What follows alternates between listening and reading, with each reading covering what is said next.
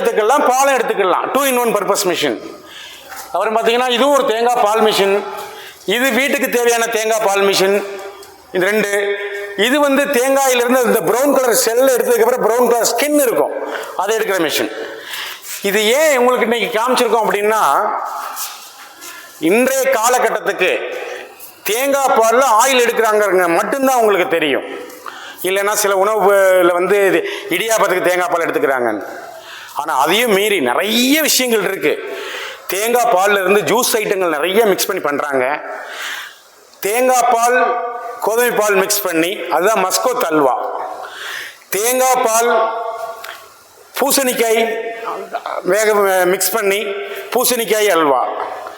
அப்புறம் தேங்காய் பால் கரும்பு பால் ஜூஸ், தேங்காய் பால் பைனாப்பிள் ஜூஸ், தேங்காய் பால் கேரட் ஜூஸ், தேங்காய் பால் சாத்துக்குடி ஜூஸ், தேங்காய்